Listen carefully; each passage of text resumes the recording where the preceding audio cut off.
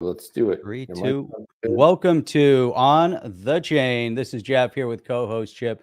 What is going on, Chip? What's going on, everybody? Delisting XRP. That's what it's all about. And what is Gary Gensler hiding? Coinbase stock is plummeting. Something's going on. There's a massive cover-up. Ready to kick this thing off? I think it's time to get out and let's do it. You ready? Let's go. Let's go. Welcome to On the Chain. And Jeff is missing. What the hell has happened? I was like, everything was going so well, and Jeff just disappeared. I don't know. Someone must have had an issue on his side. But hello, everybody. Welcome. I'm just fine. There he is. What happened to you? Like erratic. He disappeared or something. I don't know what happened there. It disappeared. Anyway, everybody, drop where you're from in there in the chat, and we're going to jump into it with a pretty good solid story right here. We're going to jump right into a nice thread by who else? One of our favorite community members in the XRP community, but WrathofKahneman, not to be confused with Professor Kahneman. Here we go. Coffee's good, man. Yeah, I got the coffee. It's nothing better than a good cup of Joe. Coffee is amazing. Fresh ground. Plus, we have a big announcement today. Big announcement. Something about our 500th podcast episode. So we'll talk about that. And something we're going to be giving away later in the show. So hang in there because there will be an interesting giveaway. It'll be a good one, guys. A good one. As always, it's going to be good. As always.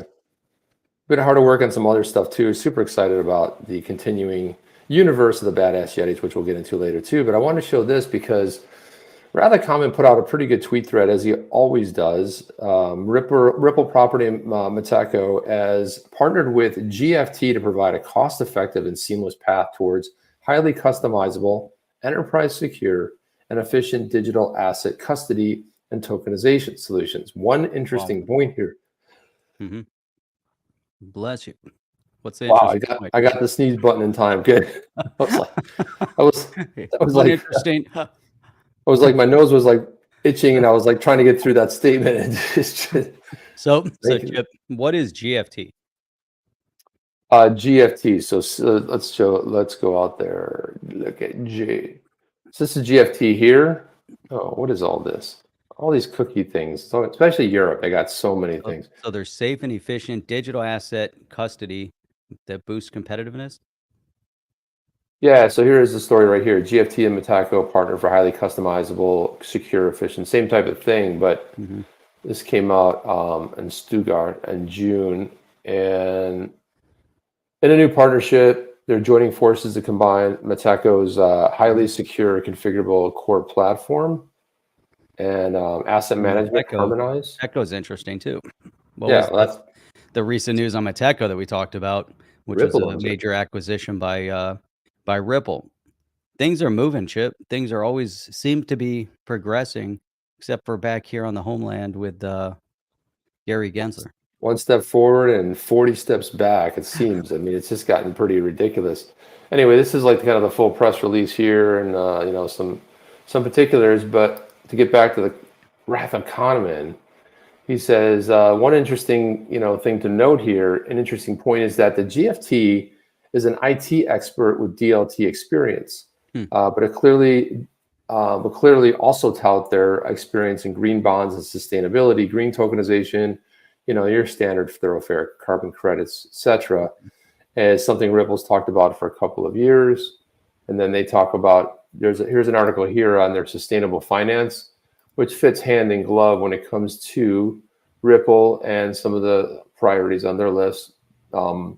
The immutable green, which blockchain offers a powerful new approach to challenge the rapidly growing green bond market. Jeff, I was completely unaware of this green bond market. Were you in on this whole thing? No, I've been, I guess, out of the loop, so to speak, on the green bond. But it kind of makes sense, if you're passionate about things that are, supposedly green, then invest in it. Supposedly. The so-called green initiatives, so-called green. Yeah. So energy from somewhere. Absolutely right. Yeah. So he says together, the two companies provide integrated data solutions, DA solutions, digital asset solutions that let companies embed digital assets into their operations, such as corporate treasuries. Not only that, but they can also design customized offerings in the digital asset space while still retaining full control over assets and processes. So That's to put a little bow on it and wrap it up, seems CBDC. Metac is expanding to offer new asset classes with an IT company that has DLT experience, also focuses on sustainability. And Jeff, would you imagine that this probably was in the works for some time and they just wanted to time the release of this? I like the timing of it. I like the fact that we have some statements from Brad Garlinghouse as well on Gary Gensler, and just the overall approach of where the market is trending. The market's trending in a very positive direction. Price points might be suppressed. Price points might be down. There might be some negative sentiment. But Chip, overall, I stay very optimistic, very positive in the growth of the space. And, we always have to go back and remember that we're 10, 11, 12 years into this. And so the upside is phenomenal. I mean, this where it's going to go. Now, Gary Gensler and his cronies are going to do everything possible to impede that growth here at home and hopefully stymieing it, all over the world. But this partnership is representative of things that it's representative of progress, but progress all over the world, outside of, well, let's say right here, right back at home. So to me, that's interesting. I love this kind of news. Everybody should be, just gravitating to uplifting positive news of new partnership, companies that are building in the space, companies that are trying to do a new spin on something in the space. I think it's a good thing. Yeah, without a doubt, Jeff. And, it's like, go back to this, Garlinghouse put this out on June 6th, but it's such a phenomenal statement. If it wasn't already clear, it should be by now that Chair Gensler's laughable pro-innovation stance, as he said today. And he actually said that, Jeff. He said pro-innovation, right? So is exactly the opposite. What it also tells me, the SEC is throwing the lawsuits at the wall, hoping they'll distract the agencies from the FTX debacle. And then he said it's embarrassing to watch an unelected bureaucrat flail like this to mask the fact that he and his agency don't have the power he so desperately craves. Nobody is fooled. And it's such a spot on statement. I know we talked about it the other day, but I'm like, it's really nice to see. There doesn't seem, did you notice that the criticism leveled and levied towards the SEC from, like, say, the Ripple side of it has gone up, has escalated. Early days of the lawsuit was like, well, we don't think this is fair. And to now, like, just nailing it, right? Really just being succinct in what, as far as how it looks. If it smells like a duck, looks like a duck, it's a duck, man. And this is like the worst possible sort of odd duck you could ever imagine. Gary Gensler is an odd duck, and that's putting it mildly. He's an oddball. He's a weirdo, right? Yeah. He's a freak of nature. And I feel terribly sorry for his twin brother, who looks just like him, who probably gets heckled everywhere he goes, thinking that he's Gary. Imagine that. I mean, you imagine, thanks, Gary. Appreciate it. Thanks, bro. So many buying opportunities. Thank you, new investor. So, Chip, big shout out to everybody that is joining us here. People coming in from all over the world. We got people coming in from Australia, like Peter over here. We got England over here with a British bloke. We've got even people tuning in from Canada. I didn't even realize they let them tune into Free Thought up in Canada. But especially with all those wildfires going on there. And Jeff, isn't it a great, the wildfires up there? I heard they were perfectly lit. Is that true? Well, it all started exactly the same time across Canada. So I don't know. I mean, it's just, I guess, a hell of a coincidence, Jeff. So who knows exactly? But it's absolutely devastating. It's horrific, man. It's horrific. And it's like, I don't know, especially intentionally set, pretty bad. I mean, and it took some doing if it happened across. Canada's a pretty, big country, especially if you go across the width. You're talking about getting on a plane and flying 5 hours from, let's say, Montreal over to BC. It's like, it's a long, to Vancouver. It's going to take a while. It's like at least 5 hour trek by plane. Canada has some, just massive land and limited population. By the way, Jeff, I was super happy, by the way, speaking of Canada, I was super happy that season 9 of Alone dropped. So I got in 2 episodes last night. And I don't know if you're familiar with this one, but it's where they take 10 contestants, they drop them off in a remote area. It's not like Naked and Afraid where you don't, you're there until you're the last one there. So you stay as long as you can before you can't stay anymore. And it's like during winter. So they're up in north eastern Canada where the polar bears are, and lots of wildlife over there, and like winter is starting to set in, and it's a pretty awesome show. But anyway, if you guys are watching that, so Jim D is he made an interesting point here. He's kind of chatting with Darcy, but it said it may be hard to off ramp crypto profits. That seems to be Gensler's true objective. He's a banking cartel hitman. They do not want to lose dollar hegemony. And so that's the question. Do they want the dollar to be singularly powerful? Or, is crypto a threat to the dollar stability? Or is the crypto more a threat to the banking profit? That's a good question. Yeah, it's a question on everybody's mind right there. And I think that's a really well said statement, but this is how you try to squeeze it. I think if you and you think about what happened in the US, right? So Uphold used to have a debit card, like a sort of like a Visa card that you could just spend your crypto, right? You just go anywhere and spend it like normal. And it was hooked up to, you could designate what you want to spend, and they got rid of that for US residents as far as being able to use XRP. Mm-hmm. And then they, so to be able to get one of those cards here, like if you wanted to go buy something, for 5 or 10 grand, you could just use the card and it would debit from your account. And that's getting harder and harder to do that, to be able to put that through. So there you go. Forgot to stop my watch.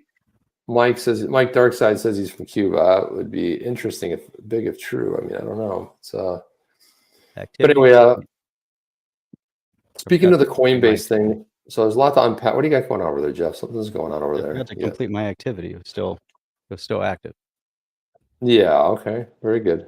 There you go. So Craig DeWitt, known as the Crypto Cowboy, former Rippler, runs, gosh, why am I having, I'll tell you. What we have to get on is running Super Mojo.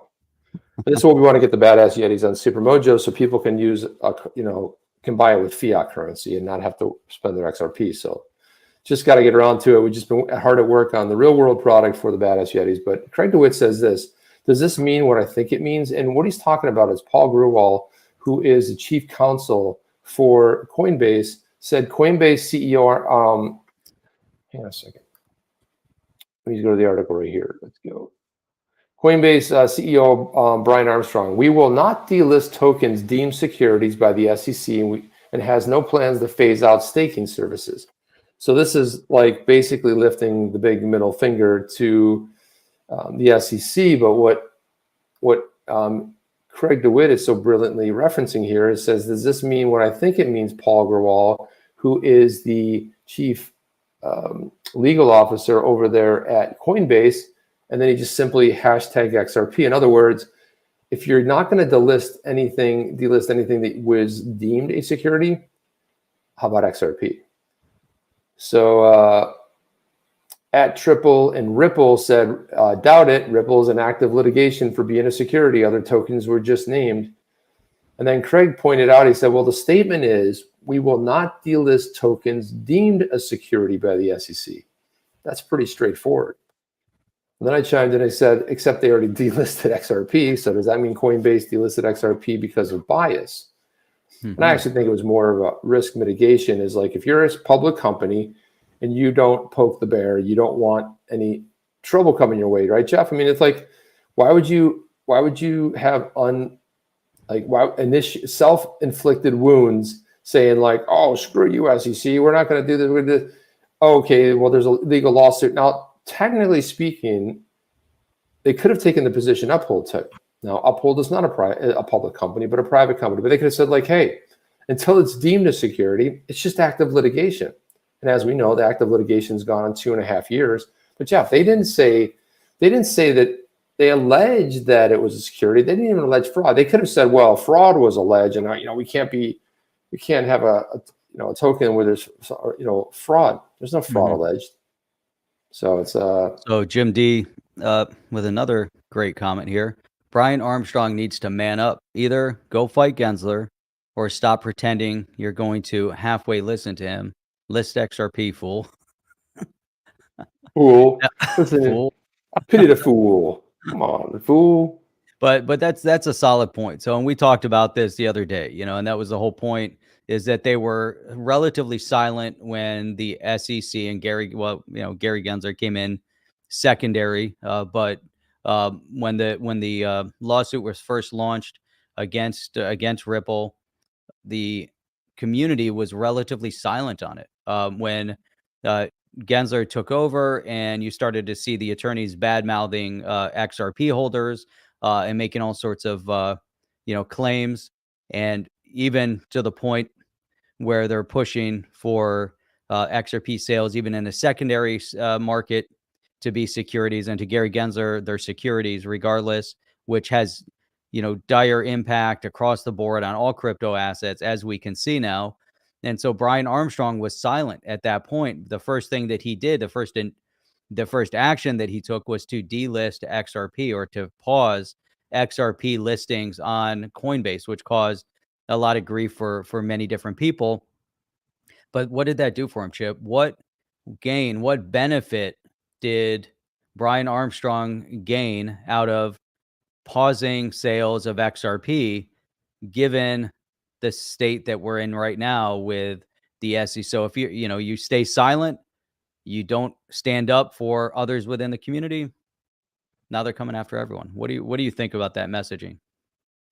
Yeah, I mean, I think it's a tough one. I think if you're a CEO of a publicly traded company with a lot of scrutiny, especially in the crypto space, being an exchange and having everything you do watched, I do think there's a bit of, and also too, you have a board, you have a legal department saying, do this, do that, don't do this, right? It's not like when you run a regular company and you're like the CEO, it's kind of like everything you do is, it's driven by the top. But then when you become public, you have a lot of outside factors, especially the board. Board has a lot of pull on it, and also I would say the other part that probably is just as important is that your legal counsel, whoever's advising legally, right? So you had Paul Grewal, who's the chief legal counsel, and whoever else in there. But when you're a public company, part of your job is to mitigate risk. That's it. You want to have as much risk. You don't want to poke the bear, and you don't want to self-inflict yourself with all kinds of problems. However, in hindsight, it looks like it wasn't a fantastic move, right? Yeah, you're right about that, Jim D. Coinbase may be one of our last few on/off ramps. It's a very true thing, but again, it won't be for XRP. But Jeff, I think part of it goes back to what we talk about is we talk about that famous pastor poem that came out in the 1940s. When they came for me type of thing, is they went for the socialists, I didn't care, I wasn't a socialist. When they came for the Jews, I didn't care, I wasn't a Jew. When they came for me, there was nobody else left around to speak up. And this is kind of the thing. It's like, I think there was a massive miscalculation in the space when this lawsuit dropped. They Ripple, beggars coin, shit coin, blah, blah, blah, right? What they missed was, this wasn't just a hit on Ripple. This was a targeted hit on crypto. And it was just the first of it. And this is where everybody made the miscalculation, Jeff. Massive. It was a massive miscalculation. I love this tweet here by Stuart Alderoty, who's chief counsel over at Ripple. He says, this week we saw the SEC bet on a strategy of shock and awe. My money remains all in on the rule of law. What a great tweet this is, Jeff. What are your thoughts on this? You know what? I'll stand with what Stuart's saying. And this is across the board. It's interesting. I was walking my dog this morning, ran into a couple of different people on the walk early morning. One of the guys, he always stops as he's leaving. And he says to me, he goes, this is it. It's over. Based on what just happened this past week. The indictment, et cetera, things, it's done. It's over. I'm looking for other countries to move to. I have little kids that think about, I said, well, where are you going to move? What country? And he said, yeah, I know. this country falls, they all fall. And I said to him, I said, look, I stay very optimistic. The craziness can only go on for so long. The pendulum swings in both directions. The fact that they've artificially pushed the pendulum in one direction and keep, bringing all the crazies up, that's, part of the playbook of the socialist fascist dictatorships. We've seen it played out over and over again, most recently in Venezuela as they destroyed that country. And so we have to maintain the rule of law, which is critical, regardless of what you see publicized and plastered all over the media. Even this latest indictment, the rule of law will hold firm. And so that's why even, in this situation, what Stuart Alderoty is saying doesn't matter what the SEC is attempting to do at this point. It's not abiding by the rule of law. It's not abiding by the Constitution. And therefore, like Stuart's saying, he's going to stand by the rule of law will be vindicated in the end. Because if it isn't, then there's no point anymore. Then it's over. It's done and forget about it. So, and this is part of what they want, the messaging they push through the media, the messaging they push through their leftist ideology agendas. It's to demoralize the populace. So as soon as you get to a point where you think it's over and you're demoralized, they win. So the fact is that the rule of law will hold firm and we will be vindicated and win in the end. That's my commentary on that one little sentence. Stuart Alderoty says it in a tweet. Takes me an hour to say it. By the way, Jeff, how was that received exactly? What's that? That whole statement, that whole breakdown statement with your neighbor, one of your neighbors. No, he left, but he tended to agree. But then it was interesting because as soon as I left there, I saw another one of my neighbors, and he says, he goes, "Oh, what did he have to say?" And so I told him, and then we started talking the rest of the way, and he said, "This is all BS. This is," and basically what I said, that was our conversation the rest of the way. Then we ran it, so it was there's a lot of fear. There's a lot of fear mongering. There's a lot of turmoil. There's a lot of legitimacy to the fear, but we have to rise above it. And the thing is, and this goes back to even what we were just talking about, Chip, with Brian Armstrong and publicly traded companies or whatever. The fact is that the SEC took a harsh stance against Ripple, incorrect in our opinion, as they singled out one entity. They single out something as a security. And we've had multiple attorneys on that claim that the SEC is wrong in their summary of this.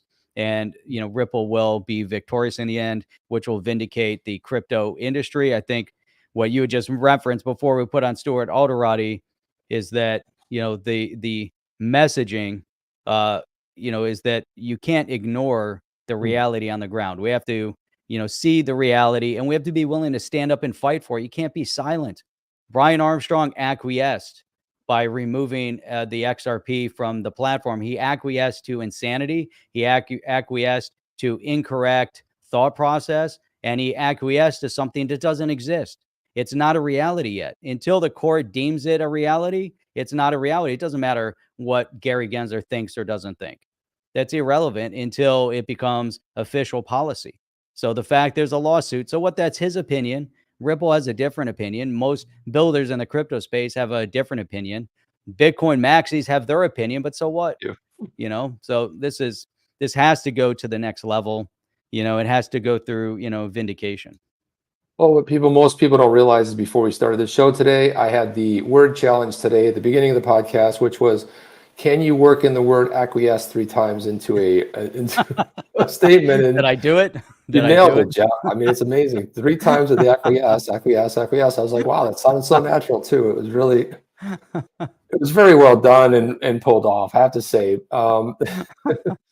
I just want to say one thing on this subject. Do that every show from now on. We're gonna right. We'll just do that every time. So I just wanted to say one thing about this. I'm going to put it on screen. I'm not going to say anything, but research this right here if you want another sort of if you want to take another look into what Jeff was talking about a little bit earlier, and you want another sort of I'm going to go fix my lighting. I'll be right back. Go ahead and do that. But if you guys want to have another sort of an interesting take I would go ahead and research that right there. So write it down, do whatever you need to, but research that and see what you come up with, because it is quite fascinating on a lot of levels. So as soon as Jeff gets back here, I'm going to go back into the comments and see what we got going on here. Mark Smithson says Gary knew he would lose versus Ripple before he filed. Well, he didn't file it, but yeah, he came in after the fact, couple months later, 4 months later. But he was he had talked to Clayton before and had met with him before the lawsuit was dropped. So, and then he becomes the chair of the SEC. Coincidence? Maybe, I don't know. But he was merely buying time for his banker friends to get positioned for the new neutral bridge reserve asset. That's possible. I mean, a lot of people are saying this, but I think a lot of it has to do with the fact that when you think about digital assets, it's a big threat. I think the bigger threat is decentralization. Decentralization kind of erodes the whole idea of like, what do we need? And then smart contracts. Smart contracts is another one, which Jim D brought up. Wait, what is going on here? We're on the wrong side over here. Jim D brought this up another time. He said smart contracts are a threat to attorneys. But if you think about decentralization and this whole idea of like, if you look at a DAO, a DAO, a decentralized autonomous organization, well, back in the 1700s, we needed a representative to send to Washington, and it would take them maybe 3 days to get there. Now they fly on a plane, they go there, supposed to represent we the people. They don't really represent we the people. They represent my bank account, which is kind of how it seems. You go there and all of a sudden you come out of Congress, you're super wealthy and rich, and nobody knows why. It's just coincidence because you made $175K a year, and you just were, I guess, a good investor with real good inside information. But decentralization, if you think about it, it's not just here in the US, it's a worldwide sort of phenomenon. And so digital assets, if everybody was to go and you think about what's happening with banks right now, if everybody shows up at their local bank branch, whether it's a small community bank or a large community bank, if half of the people show up and withdraw all their money, you got a bank run. You got a big problem because there isn't enough fiat necessarily kept at any given bank. So now what do we see? We see banks like Wells Fargo putting $1,000 cap on what you can withdraw because they don't want a bank run, or because of these uncertain times. They're saying, well, it's not uncertain. It's just that there's a very big mistrust in the banking system right now. When you have banks like SVB and Signature just go down and fail like seemingly overnight, and caused by a bank run causes the whole thing to collapse. If you look at it from that perspective, it pretty much shines a big light on why they're trying to slow the roll of what's going on, because people figured out that used to be around the 2008, 2009 collapse. What happened? A lot of people shifted a lot of their money out of the stock market into precious metals, gold, silver. And what did they do? They devalued the paper. They brought it way down to like 1100, right? And it's artificially manipulated all over the place because you can do that. However, you cannot necessarily do that with the digital asset space. And if people start saying, where's my wealth? Where's my money? Where's it safe? I'll move it into Bitcoin. I'll move it into Cardano. I'm just joking, Cardano. If you want to think about Jim Cramer called it Cardano. I can never think of it anything else but Cardano because you misspoke. But like, whatever digital asset you want to put your right, sort of a safe haven. And then who are you going to trust? A bank that fails overnight, you're only insured FDIC, for $150,000, and you got $1 million in the bank. Now what do you have? You need 8 accounts to cover it. It starts. Or do I want to have it on in this little thing right here? Do I want to have it on in custody at myself, and I want to be in control of my destiny? So this is the big thing. It's the threat of decentralization, and the fact that it's a threat to everybody. It's a threat to businesses, a threat to more so. I wouldn't say so much businesses, but more so the governments around the world. Because we don't need you anymore. We can self-rule, and we can bring it back to the power of the people, we the people, the way it was intended. Right, Jeff? That's right. Am I wrong there? We the people. We the people, man. That's what it's all about. Let's jump into this story here. It's good stuff. Yeah, so let's look at this. So A16Z, which is Andreessen Horowitz crypto here, they said active addresses were an all-time high last month. And if you look at this right here, we're talking about XRP addresses. Yeah, so this is you look at the addresses right here, and then if you see like this, this was tweeted out right here, and he said, I'm pretty sure this was driven entirely by Phantom. Phantom had 18.5 million active addresses this month, most the result of a contract that is making zero value transfers to millions of addresses for some reason. We need to ban this metric forever, especially AI/bots, because it plays a larger role. So it's like, if you put this stuff out and you realize that all of these are owned by one org, and they're supposedly making no value transfers, it's a manipulation. It's not a true. What kind of addresses are these? I think I don't know which particular blockchain, but I don't know. Does he say which blockchain here? No. I don't think he says it. No, I don't think which says which, unless they get into it over here. Or is it just it's active addresses in general? Yeah, track there we blockchains, go. Ethereum, Polygons, yeah, Solana, Avalanche, Fathom, Phantom, Celo, Optimism, and Arbitrum. So it's like just what they're saying is like, you see this massive like spike here. Oh my gosh, look, everybody's getting into crypto. Not it's not a good metric to track addresses. Better to track sort of volume and maybe trading. What's great about that though, if you look at the trend over time, look at that growth. Yeah, I mean, look at 2016. It's like those are massive number growths right there. And if you look at it, there's that 2016. Yeah, that's probably the bull run, right? As you started getting the bull run in coming into 218 there, 2018. Yep. So a little bit, and then back down, and then gradually it's been trending up since 2020. The pandemic hits in 2020. People are like getting into crypto. So there's some correlation, but again, a lot of the speculation that goes on about all the active addresses isn't always necessarily, I guess. It's amazing that 2017 was such a pivot point for crypto. You know, it's at that moment something happened around that point where Bitcoin started to spike, the interest started growing. There was a lot of discussion over it, and then the media frenzy over cryptocurrency as Bitcoin. They started watching the progress of Bitcoin when it hit 10,000 for the first time, and the media frenzy just fueled. Remember at the time NBC, and they were all, how are you going to buy XRP? They had a whole show on how you buy XRP. And they went on and talked about going to Bitstamp, and you have to do the transferring. I think they used Bitstamp, but it was buying Bitcoin and then going over here and over there. And they went through the whole process. It was a mess. And then they took difficult. It was so difficult to buy XRP at the time. And then they taught you how to sell it like for a loss. That was the other thing too. When it came down, I think under $1, like now this is how you sell it.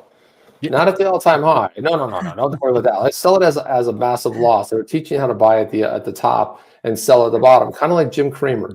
I was gonna say just like Jimmy Cramer. Just like Jimmy Cramer, a little pal Jim Cramer. It's like if you're a public company, if you're a company that's and he starts talking about you like in whatever fashion, you just like cringe. You know, you just want to get out of the room. You want to be like, ooh. Jimmy Cramer, the crypto scholar on the boards of Solonzo and Cardonzo. Oh, that's some good stuff right there, man. This is Gary Gensler only goes to Bloomberg and NBC. That's it. So look at this here. It's pretty interesting, Jeff. So Circle has a new chief legal officer, Heath Tarbert, formerly the CFTC and Citadel Securities, where he most recently served as chief legal officer. He'll take the helm on July 1st. And if somebody needs a good top-notch legal officer, it is Circle. And John Deaton commented on this saying, the revolving door continues. Who is Heath Tarbert? The former chairman of the CFTC. In January 2020, as chairman, he said this: we've been very clear on Bitcoin. Bitcoin is a commodity. We haven't said anything about Ether until now. It is my view as chairman of the CFTC that Ether is a commodity. He was also asked about XRP and said it was still up in the air. Sounds good for that lack of notice argument. Well, the CFTC has an opinion, and the SEC is contrary to that opinion. Brings me back to this notion of what we talked about last week, and we were referencing some of the new bills that are being presented in front of Congress, and one of them was to form a joint CFTC-SEC committee, and there's going to be a process by which you determine which one you go and talk to. Is it SEC, CFTC, Is it a security? Is it not a security? But when you have a distinct difference of opinion between the CFTC and the SEC over an asset, and one believes it's a commodity, the other believes it's a security, how do you overcome that? There's no mention whatsoever, about how do you overcome that kind of discourse. So understanding and spelling out, having clear legislation like a token taxonomy act that adjusts and amends the Securities Act of 1933 and 1934. Now, if you can amend that, you can adjust it. There's a whole bunch of other acts in the meantime that had to be bills that had to be updated as well. It wasn't just 33 and 34. There's tax code. There's all sorts of others that are packed into there. And that's what the token taxonomy addressed. The unfortunate part about it is that Congress didn't have the wherewithal to even try to pass even a part of the legislation. So if that's it, if they would just, go to a part of that, just pass something. The two sides have to get together. They have to understand that you have to make a determination on this. You can't let the henchman, Gary Gensler, make any kind of determination on it. He doesn't have the authority, doesn't have the power, doesn't write legislation, doesn't write law. It circumvents our constitutional process.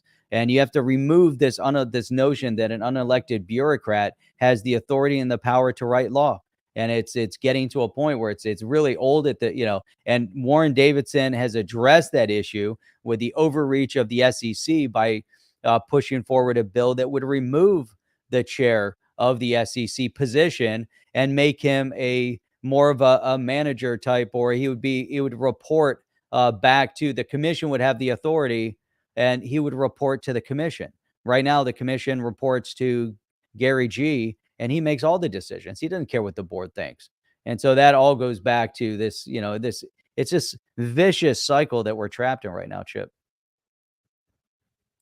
Vicious. Yeah, it is vicious. John S. brought up a point here. 13 high value coins get delisted, freeing up money, which should go to XRP, especially if they win the case.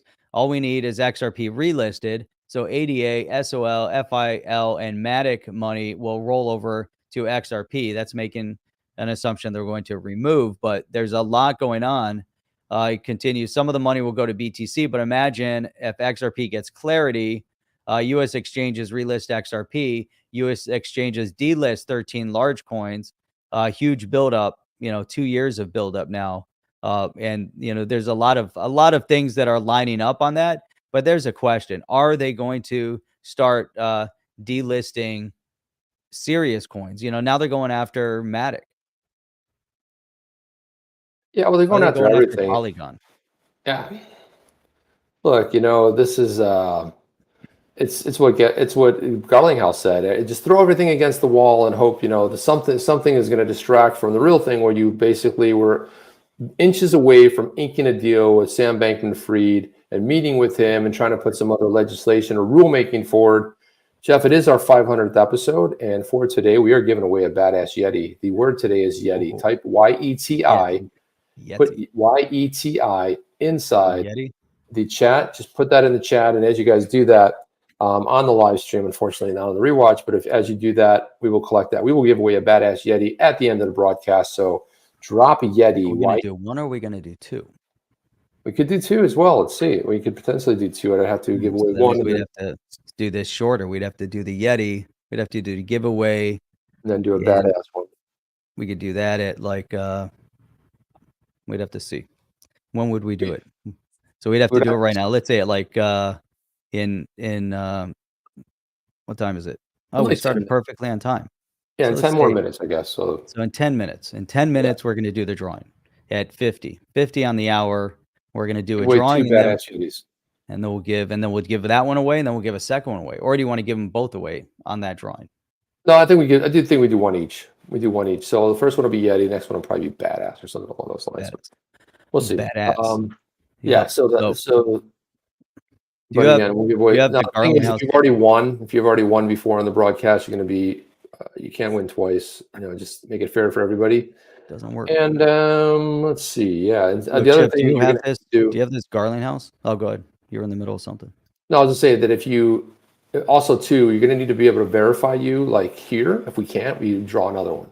And what I mean by that is like Jeff and I like are pretty busy, so it's not going to be like on us to be chasing you down or sort of figuring you out when you're gonna come around and do that. So you drop in your Twitter address. If you don't have a Twitter address, we need to be able to verify you. Otherwise, everyone comes out of the woodwork and says it's me, and then we give it away to the wrong person. So you need to be able to drop your Twitter address in there as well. So drop your Twitter address so we can verify you as the winner in there. Yeah. So we'll ask you to drop that. We'll send you a DM and we'll get your wallet address. The easiest way to do that is to drop the last five digits of your XRP wallet address, and that way there we'll be able to get it to you. So if you want to drop either wallet address or Twitter, and then we can reach out to you. We still need a way to reach out to you, or you can send us an email at onthechain.io and we can do it that way. But anyway, let's get on with it. What is that Garlinghouse tweet? This Garlinghouse tweet is really solid. We talked about, yeah. You just brought that up. Did we read it? Yeah, earlier in the broadcast, Jeff. Oh, we did. Look at that. First thing we read. What do you do? No, but the point is, the very first tweet we pulled up. You referenced it. I wasn't on. You referenced it just now, so I'm bringing it back up. There's a lot of new people that haven't been on at the beginning that might have missed it. We went through the whole thing. This was a very solid Brad Garlinghouse tweet. We went through this already, man. And we brought it up the other day, but I keep referring back to it because I love it so much. But no, it's really important, And one of the things that to me, this is probably the most important tweet that Garlinghouse has put up here, Chip. It's embarrassing to watch an unelected bureaucrat flail like this to mask the fact that he and his agency don't have the power that he so desperately craves. No one is fooled. Now, imagine, he's going toe to toe with Gary Gensler. Where was Coinbase? Where was Brian Armstrong to go toe to toe? Remember, he went toe to toe with him after the fact, like down the road, and then he got pulled back by the board. He went off and he just ranted. He had this long, like a 20 tweet rant against the SEC and Gary Gensler. Yeah. Gary, I don't think anybody wants to see that quote after we've pummeled it in the ground over the last 3 episodes, but it's a solid quote. And it also talks about the change of direction and what Ripple was like. It's almost like they're not sitting, on their hands anymore. They're like, hey, they're out there fighting. They're out there doing what they need to do. I think it's all good. I wanted to get to a couple things here, but let's see. Let me trying to get these tweets rolling in the right order because otherwise it doesn't make sense here. But I wanted to see if we can sort of get this in some sort of order that makes sense, Jeff. Here. Another sneeze. Didn't hit the button. Tim Draper, regulation by I enforcement. got them all pulled up. I got an order here. Right. I got an order. We're good. Which one are you pulling up first? I want to pull up this Charles Hoskinson one. Charles Hoskinson tweeted this out because you guys remember Charles Hoskinson got into it, the XRP community, about conspiracy theorists and the SEC going after XRP and Ripple and blah, blah, blah, blah. And it was like gotten a big fight. And it was just like, he basically said the XRP community was a conspiracy theorist and all that stuff. So he tweeted this out. XRP community, peace. Just simply like peace. Like, are we peace now? Yep. And then he also tweeted this to Joel Katz because they kind of got into it. Hey, David Schwartz, we good? And it's, Woody and Buzz Lightyear shaking. Are we good? We cool? And then we have David Schwartz is like, yeah, it's all good. It's all good. We're good. So just meme talking here. And then Charles Hoskinson did this one where the two joined hands and forces. And it's like, again, Jeff, this is more of the same where, again, when they came for you, it was a different story, right? When it was somebody else, when you're the founder of Cardano, I mean, and then there's this one by Arturo Portilla says this one. He commented on this Charles Hoskinson XRP community piece. He said, is Charles now a conspiracy theorist as well? What did I miss? So Well said, Arturo. So it's like, yeah, this whole thing of like, he's like, you're a conspiracy theorist, you're a this, you're a that, Cardanzo. It's ever see, Jim Cramer has spoiled it forever. It will always be known as Cardanzo now, thanks to Jim Cramer. And then there was this one. I basically put this out there because a lot of people in the XRP community are mad and they're angry, and I get it. But have some, understand that people make mistakes. We all make them. We're human. And it's like when somebody realizes that mistake and tries to turn around and make something happen out of it. I just said, like, hey, on his statement of XRP's community peace, I said, we stand together as a single, cohesive cryptocurrency community. Even though we each have our preferred digital assets, our collective focus is on the enduring success of cryptocurrency and its decentralized principles. It's a journey filled with challenges, but ultimately the realm of cryptocurrency destined to prosper. So it's going to take everybody. We can't talk about unity and then be petty with like, but you said this and you did that. Well, he said, she said, who cares? Flush it behind you. Yeah. We don't need to see it, Jeff, right? I mean, what am I wrong here? I mean, it's like, I think you're solid point. And we have to, we have to be the ones to reach our hand out and say, look, you were silent, but here we are. Let's stand firm. We'll stand behind you. We'll help support you. Why? Because if we don't support them, we know that the market's collapsing, right? So it just like what happened, we referenced right in the beginning, if we all stay silent, if we don't join together, then when they come for you, there's going to be no one there to help, guide you and support you. We're fortunate that, within the XRP community, we can reach out and say to Charles Hoskinson and say, look, whatever you said before, we're going to overlook that. Right now, what's most critical is that we're there to support, protect, and provide the guidance to make sure as an army, as a cohesive army, to stand up against the fraudulent attempt by the SEC to undermine this entire industry. Right. So if we don't do that, and we fragment, then they win. Right. Because that's exactly what their objective has been from day one. If you can divide, you conquer. If you can't divide the populace, just like in every other aspect of life right now, they're attacking at every single level. And we know that fact for a fact, that they're attacking us at every level, and they're trying to divide us at every level. They try to do it. And so this is just another representation of that division. So, and this is monetary. It's critical. It's, if we want to see the continuation of this space, then we have to overcome the maximalism ideologies. And so as Charles is going down, it's a matter of us say, we're in the position. We've experienced it. We don't want you to have to experience the same thing. Therefore, we're going to stand behind you and help guide this process. And that's exactly where Joel Katz, where Brad Garlinghouse and the others, are going to stand up and say the same thing, because Brad Garlinghouse said that from day one. And so did Stuart Alderoty from day one, which is this case is symbolic to support and represent the entire crypto industry. So at a time where they're dividing, we stand up and support. And Chip, I think that's the message. That's it. Exactly. No, I think it's well said, but it's not, but it's not just happening here though. It's happening everywhere. It's happening.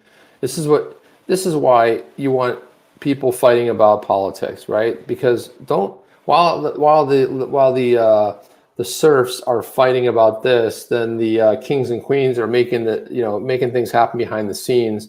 And this is where there's so many distractions in life. And like, well, it's the weekend. Why do you think the bad news always drops late on a Friday? People are on their drive home. Like the working people are like, hey, I just want to go home to my family. I just want to go to the pub. I want to go. And so bad news always drops at like 4:45 on a Friday. And everyone's like, who gives a crap? And then Monday, it's with the fighting gloves on and everybody's like back to it. But, One Eye Willie says this. He says, well, now Cardanzo is being targeted, so everything is cool. Yeah, it's like, how can you sit there and talk about maximalism? How can you sit there and talk about, my coin, my this, Bitcoiners are like the shit coins. There's only one coin. This whole idea, there's one industry. It's called cryptocurrency. It's decentralization. Everything is cool.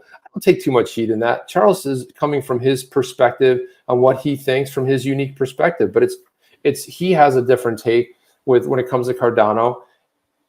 It's water under the bridge. Who cares who cares who said this or said that? Right now, it's about having a strong crypto community, not just the XRP community, but the crypto community at large. And so I take a different stance. I know I have a lot of incoming from that. I know a lot of people are angry, but who cares? Do I want to be Mr. Maximalist? I own Bitcoin. I own Ethereum. I own a lot of things. Who cares? John Deaton has been very public saying his ETH totally trumps his XRP. He said it many times. It doesn't matter. It's like to sit there and say, well, they did this and they did it. Yeah, is there going to be favoritism? There is. But at the end of the day, we want the entire industry to succeed, and then the projects will succeed or fail on their own merit. Then we'll see based on what they do. But we don't have to be the Cardano guy blocked everyone. He did. But you know what? When you say peace and you are sitting there and extending the olive branch, waving the white flag, you have to say it. I think right here, Oscar Arneson from our community right here probably put it up best here. But XRP Crypto Wolf said, so now the XRP community aren't a bunch of conspiracy theorists just because the SEC labeled Cardano security. Pretty much. Laugh out loud. Okay, this is a lot of what people say. It's fun to have a little, jest in there, but this is the power statement right here. I say we move on from the bickering. This is Oscar A. says, I say we move on from the bickering and focus on the big issues at hand. They want us divided. Let's not give them that. So well said. Very well said.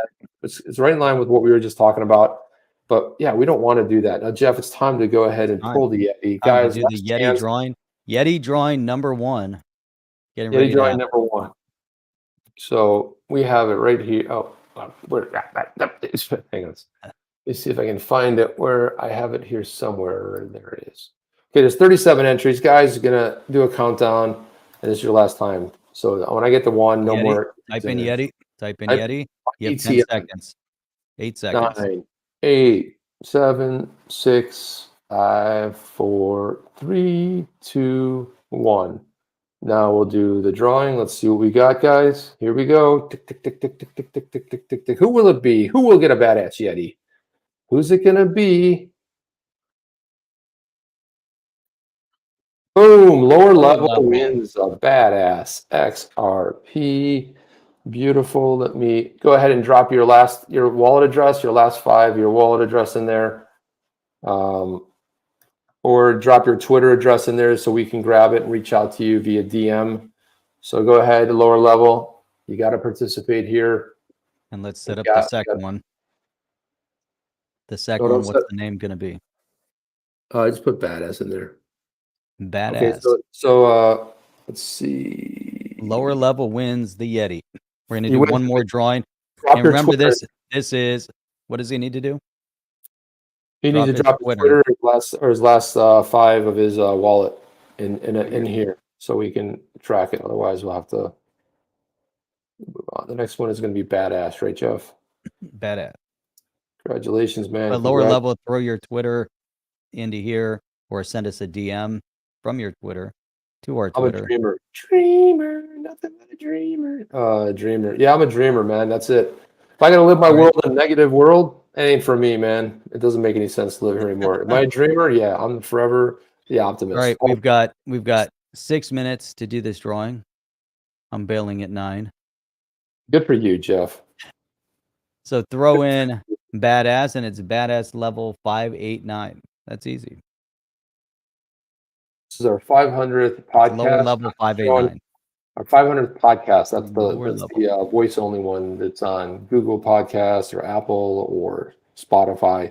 You guys didn't know that. You can subscribe to us there if you want to take us with you, and you don't want to tune in the YouTube. Are you ready for the badass? Not yet. Type in not yet. You can't type in badass yet. Oh, you can type it in. They're typing it in now. Type it in. Okay, type it in. Throw in badass. Type badass into the chat, and that will stack you up to win. You got to put it up there, though. You got to put it up there because it's already expired on my side. So you're the one that has to put it up. Put what up? Did you actually set it up in the tool or no? I'll do that. Set it up. Okay, I'll do it now. Did not set it up yet. I'm doing it right now. Let's see what we got. Okay, so here we go right there. We got 25 in there right now. So guys, do that. That's what you want Badass. to type in there. Keep typing in badass. Everyone type in a badass. You only need to type it once. Yeah, That's it. it won't. It's not multiple entries. So once you type it once, look at Anthony Fisher. He's like, I don't care. I'm doing them both. I'm doing it. Fat ass Yeti. I'm doing Badass Yeti. Yeti, just in Badass. case. It'll pick it up. It doesn't matter. It's all good. Guys. It's all good. So before we get into that, did lower level drop it in there? I don't Lower see level it. 589. I got it. Lower level. No, I don't see your Twitter address. It was in there. Was it? Where is it? Lower level 589. It's gone now. If I don't see it, I can't give it to you. So better. Here it is. Keep going back. Scroll up.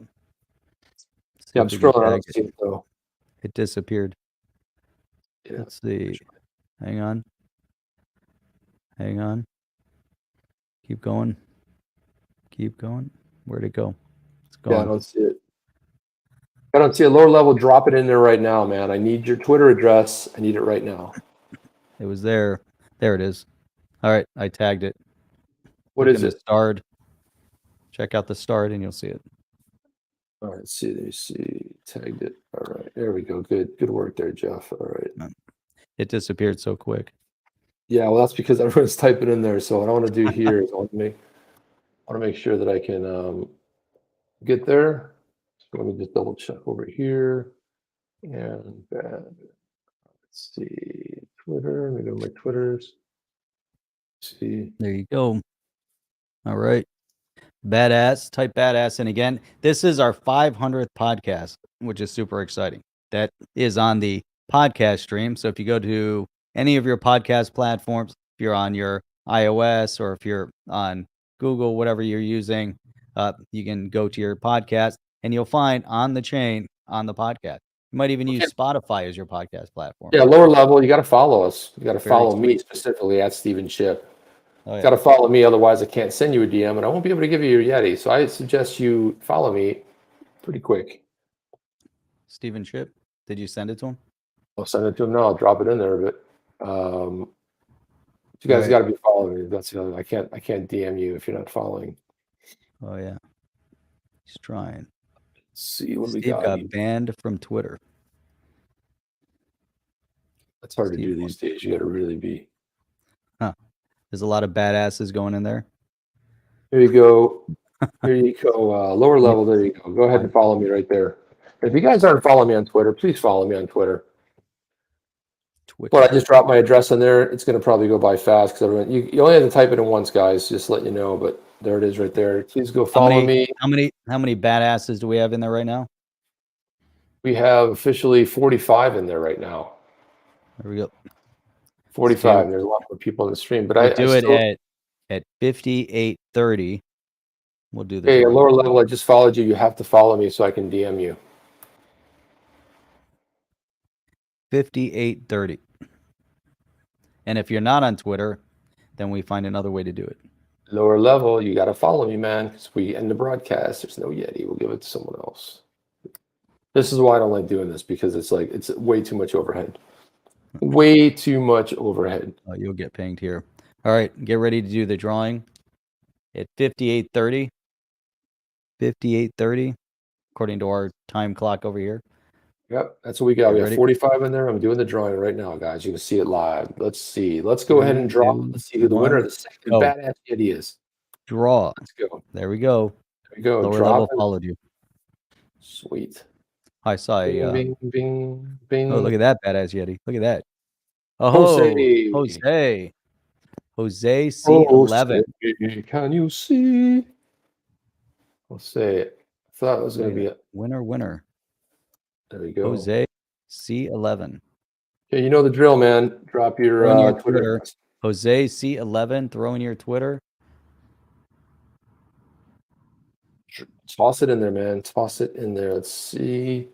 Let me go ahead and see if lower level is following. Yes, he is. Nice job. Well done. Lower level done. Done. There you go. I'm DMing you right now. Come on, Jose. Jose C11.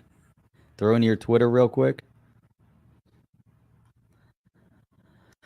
Drop your Zum wallet address in there. So let's see. What do you got? See. Did he drop it in there? Not yet. Come on, Jose. It's in 500. Yeah, 500 is we've done more actually There it on is. the we have There there. you go. I just tagged Jose. Got it. Let's do this. Check Hang the on a tag. second. Oh, Jose's driving. All right. Don't type while you're driving. He's driving. So there you go.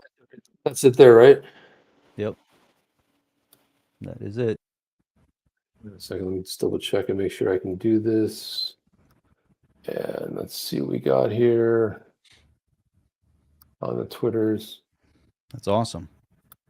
2 amazing badass Yetis. And then remember, go over to the Discord as well. If we haven't, need to throw that in there real quick. In the Discord, be some big announcements coming soon on the Badass Yeti We Discord. got the same problem going on with JC here. Jose, we gotta follow me, dude. If you're driving, pull over, but you gotta follow me. I just followed you, so all you have to do is follow me back so I can DM you. Yep. And it is then there good. you go. So And then see, that's let's see and wait. I'm gonna wait and see if we do that. I know you're driving, dude, but maybe pull over. I don't want you doing anything. I want you to be safe. So I'm gonna cut you some slack here. I don't want you to be texting while you're driving. Don't worry. You pull over. If you need to pull over to the side of the road or whatever, just to follow me back, and then I'll go ahead and be able to DM you. And you guys drop your sum address, your XUMM, drop your sum address in there, and then I'll be able to move it over to you. Sweet. That was awesome. Chip, I gotta run. You got to run. I get it, man. I'm just waiting for Jose Jason. says done. Let's So see. I'm out. You guys are the best and the brightest in all of YouTube crypto space. Check out Jose. Congratulations to Lower Level and to Jose. Jose even arrived at his You're not. destination. I don't see it following So me. Though. He said he did. I don't Make see sure it. Let me double check. I'm going to shift refresh here. Nothing. There you go. Jose, Okay, it double check. finally wins. Yeah. There you go. Congratulations, Jose. Lower Level. Check out the Discord. Everybody, I'm out. Check you guys out tomorrow night. Right here Please on the drop your- chain. There we go, guys. Okay, well done. We gave away 2 badass Yetis today. Super fantastic. Really great. So thank you. In the 2 big winners there, we had Lower Level getting a badass Yeti, and also Jose C11. Guys, you'll want to go over to the, you're probably going to also want to follow Badass Yetis. Guys, could I ask you to follow Badass Yetis as well? I'm going to drop it in there. It's at Badass Yetis with plural. And I'll drop that in there too. But that also too, it has the Discord. We have a Discord group, a very spirited Discord group where people go in there, but go ahead and follow that if you can. If you're not following Badass Yetis, we'd love you guys to follow it. It takes 1 second to go ahead and click on that and follow us right there. I dropped it in the chat, but you can go there too. And this is the Badass Yetis. We're going to be posting some stuff here pretty soon on what's coming up. There we are right there. There's the Badass Yetis. You know, you can see all kinds of stuff. You can go ahead and see where the mint is. You can watch this video right here. It talks about the Badass Yetis.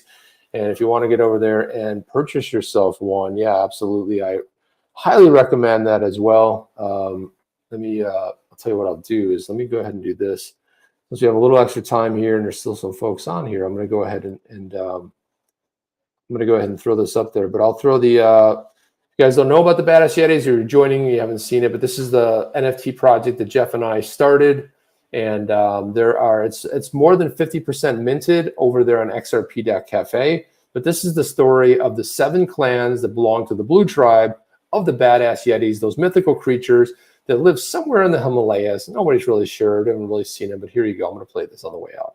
Discover the awe-inspiring universe of the Badass Yetis, comprising 7 diverse clans, each possessing unparalleled abilities and strengths. The Mighty Titans are a formidable and courageous clan known for their immense strength and valor. These colossal warriors are celebrated for their fearlessness and determination.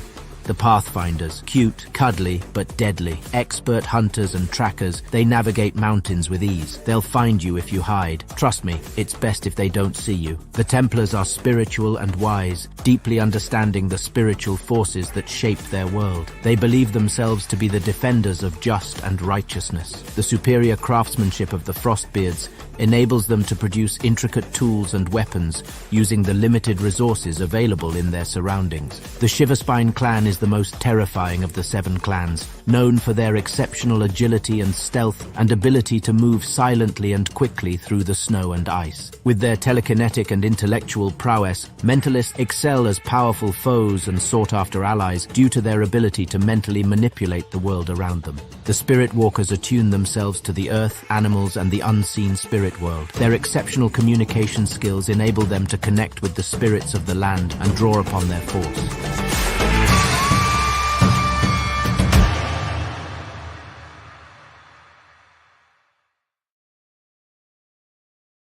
And there you have it, the Badass Yetis. Crypto Bob had a question. Hey, quick question. If I missed it in earlier streams, but have you managed to set up buying Badass Yetis via fiat yet? We are working on it. We're going to be over there on Super Mojo, which is Craig DeWitt. He's the founder, former Rippler. We read a tweet of his earlier today, but yeah, I'm going to be setting up some Badass Yetis over there to be able to purchase with fiat. So to just be able to buy it fiat. And it's kind of cool what they have there. If you want, you can actually transfer it to your Sum wallet, or they will self-custody it for you. Like if you don't, if it's too complicated, you're like, yeah, I just want one of these, but I don't really know how to do it. But it's easy enough to transfer out too. So it's like you can buy it with fiat and then go ahead and transfer it to your Sum. So yeah, that's in the works, Crypto Bob. Very good question. Thank you for asking that. I know we did kind of sort of mention it earlier, but it was kind of in passing. So that's what we're doing right now. Of course, I threw this in the chat too. If you want to get a Badass Yeti and join the tribe, it's 125 XRP right now. So you can go over there and get one. And once we sell out of this, we're going to be introducing the white tribe, which is 1,111. This particular tribe is 589. And you can get them over there on the xrp.cafe exchange. Yeah, superb. Yeah, thanks for that. Yeah, hang tight, Crypto Bob. It's something we're going to do. We'll get them over there so you guys will be able to buy, a Badass Yeti. We've had so many people say like, yeah, I just want to be able to buy one, right? Without my crypto, just be able to purchase one. So super excited to also support Craig DeWitt and Super Mojo, that as well. So be able to make like a regular credit card payment or whatever. And stay tuned too, because we're going to be introducing a real world product. Maybe some of you, it'd be interesting to see if what you guys guess what it is, but we are going to have a real world Badass Yeti product that is going to live in the real world aside from just the NFTs. So the idea always from the beginning was to build a brand, a Badass Yetis brand. And there are 4 tribes in total. We rolled out the blue tribe, followed by the white tribe.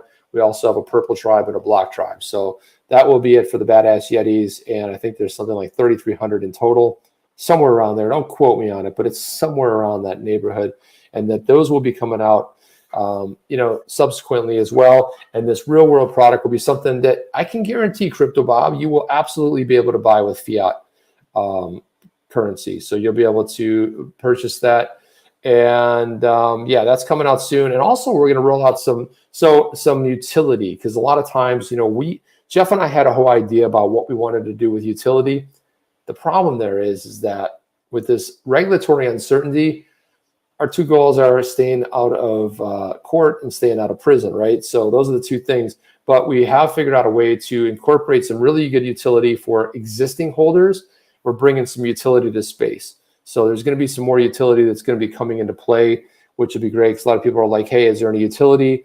There will be some utility. So that's really good. And then as things clear up in the future, we'll be able to offer some different, the kind of utility we wanted to offer. However, so just because of where we are, we want to be safe, want to make sure everybody else is safe as well. So there you go there. That's all we have right there. So yeah, he says, wonderful, very good. Yeah, so really happy to hear that. And that's all we have today. I know Jeff had a bail soon, but I want to throw this up there too. We are 55% minted. And if you want, you can also buy some on the secondary market if there's a specific one you want. Most of the and then here too, I wanted to click on this so you guys can see this too. But so these are the different properties too. So you can see how The Spirit Walkers make up 24%. The Templars, there are basically 7 in the clan. The Frostbeards, Mentalists, Pathfinders, Shiverspine, Spirit Walkers, Templars, and Titan. You can see the percentage. The Templars are the smallest. They're only 7%. And then followed by the Frostbeards. And then the Spirit Walkers have the most. And then you can see some of the other traits as well. The different colored eyes. You can see this is the, black eyes, blue eyes, gray eyes. You can see purple eyes is the rarest right there is white, though. Actually yellow. So the rarest one is 0.3%. So if you get one of that, it's a very rare trait. Most of them have 2 eyes, but there are some that have no eyes, or at least you can't see them, and 1 eye. And then the shapes of the eyes, the type of head that they have, and the percentage, and then these are the names. So you can see that obviously these are all going to be the same, but because it's based on Norwegian and Viking folklore, some of the names are missing some vowels, at least in the English is hard to pronounce. So this one is pronounced Dukafor, right? And you got Drauganin. So it tells you actually how to pronounce it. So each Yeti comes with its own unique name. And then you can also with the pronunciation, so you know how to say that. But that's all I have today, guys. I really appreciate your support. Thank you for supporting On the Chain. Thank you so much for everyone who has supported the channel and supported the Badass Yetis. Super excited to roll out this real world product. Hopefully, maybe in a week or so, maybe a week and a half, but we should have it out there. Super excited to get it out there. Something that Jeff and I have been talking about for a long time. So very cool. That's all I have, guys. Catch you guys on the next one. Chip and Jeff. Hang on a second. Where's all my controls here? My controls have disappeared. Chip and Jeff out. See you guys. Are you down with OTC? Please like, subscribe, and click the bell to be notified when the next video drops.